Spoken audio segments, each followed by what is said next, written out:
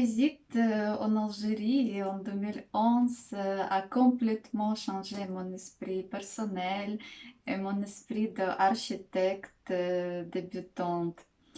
Immédiatement, quand je suis arrivée, j'ai eu beaucoup de questions dans ma tête et la principale était comment un si grand nombre de cultures peut être dans un seul pays. La diversité culturelle d'Algérie, la diversité culturelle de ces grandes villes, c'est ce qui m'a vraiment impressionnée et intéressée tout de suite. Nos professeurs de l'Université de génie civil et d'architecture de Kiev nous ont appris à être très prudentes et attentives avec l'environnement historique de la ville. Et avant de faire le projet, il faut bien étudier l'histoire du pays et de la ville dans laquelle le projet sera réalisé. Je suis venue à la ville d'Alger avec le but de travailler comme architecte et donc j'ai immédiatement posé la question à moi-même, comment il faut travailler avec des villes aussi multicouches culturellement et architecturalement qu'Alger. Comme beaucoup d'architectes appellent ce ville la ville millefeuille. J'ai commencé à étudier l'histoire d'Algérie et je l'ai tellement approfondie que j'ai rassemblé du matériel pour ma thèse. Bien sûr, grâce à la grande aide des professeurs de l'époux et des architectes et mes amis algériens qui m'ont aidé beaucoup. Définitivement, l'architecture traditionnelle kabyle s'intègre très organiquement dans les paysages de la Kabylie. Elle est devenue une œuvre d'art de la nature et des architectes. Une telle architecture, c'est un exemple d'une approche prudente et délicate de l'environnement local en utilisant des matériaux locaux.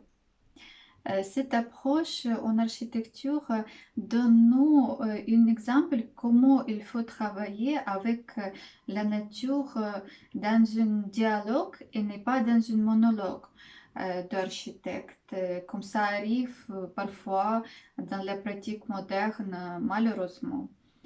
C'est quelque chose que même les architectes modernes, à mon avis, peuvent apprendre de les anciennes civilisations berbères.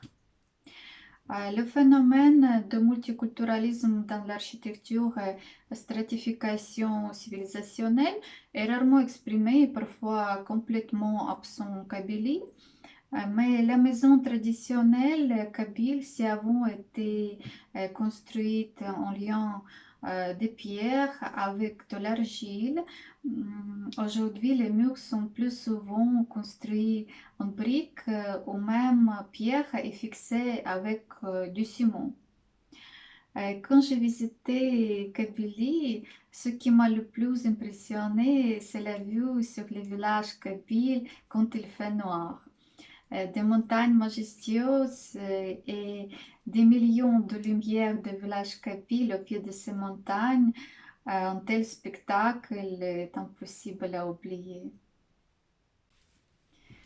Bien sûr, de nombreuses civilisations sont venues sur les terres d'Algérie.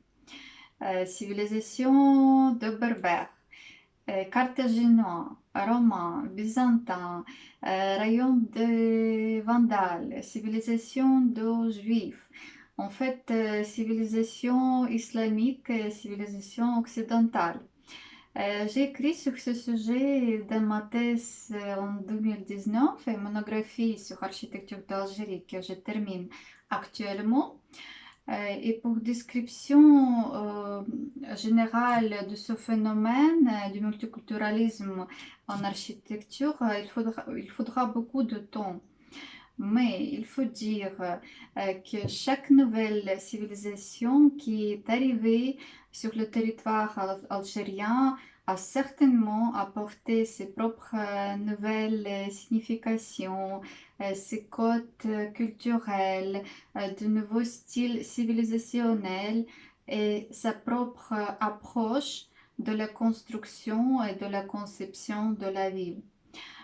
Parfois, une nouvelle civilisation qui est arrivée était si différente des anciennes civilisations, ce qui arrivait assez souvent en Algérie, que l'introduction d'une nouvelle idéologie civilisationnelle était très douloureuse, tant pour la population locale que pour le tissu urbain existant.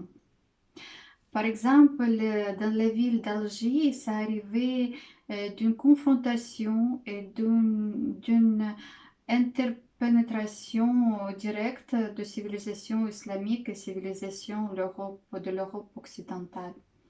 C'est-à-dire, pendant la période de colonialisme français, la Casbah, qui est certainement le cœur de la ville d'Alger, a été comprimée par de nouvelles ceintures de construction françaises. Ça veut dire ville nouvelle. Et certaines zones ont été démolies, comme par exemple Bebelwed, et de larges rues centrales ont été coupées pour faciliter l'accès de troupes coloniales. Ces blessures infligées à la ville se soudent un peu, mais restent pour toujours dans le tissu urbain. Et les architectes et les urbanistes locaux travaillent avec eux jusqu'à ce jour. Pour moi, la ville d'Alger est l'organisme vivant le plus complexe, très ancien, historiquement stratifié et blessé par les affrontements civilisationnels et confronté aux problèmes de urbanisation rapide. Ça veut dire croissance démographique et extension périphérique. C'est sur exemple de la ville d'Alger que je propose dans mes recherches scientifiques les possibilités de transformation de telles villes historiques. Mais je peux dire que chaque ville et région d'Algérie est unique à sa manière et le patrimoine culturel du pays est si riche et vaste que en 10 ans de mes voyages, je n'arrête pas de le découvrir et de l'étudier par moi-même.